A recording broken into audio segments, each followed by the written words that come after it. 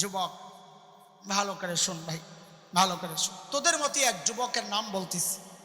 সেই যুবকের নাম বলে না মুসআব ইবনে উমাইর।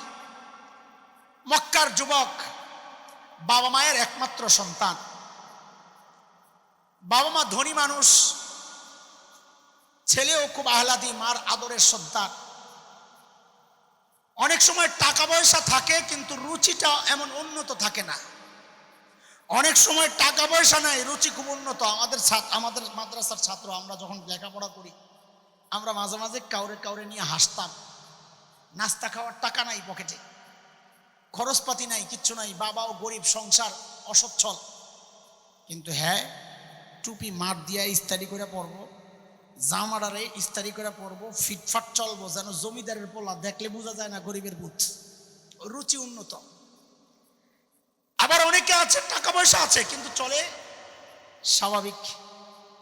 হযরত মুসআবের মধ্যে দুইটার সমন্বয়ই ছিল, টাকা পয়সাও ছিল আবার রুচিবোধও ছিল। হযরত মুসআব পোশাক পরতেন মক্কার সবচাইতে সুন্দর পোশাক, স্টাইল, চুলের স্টাইল আলাদা, সুঘ্রাণ ব্যবহার করতেন, সুগন্ধি, সবচেয়ে সুন্দর সুগন্ধি, যাকে বলা হতো ফাতা মক্কা, হিরো অফ মক্কা। মক্কার যুবকদের আইডল হযরত মুসআব ইবনে উমাইর। মক্কার যুবকরা ফলো করতো মুসআবকে। তোমরা যেমন ফলো করো, তোমরাও ফলো করো, এমন ফলো করো যে চুল রাখো এখন এমন স্টাইলে, মাশাআল্লাহ।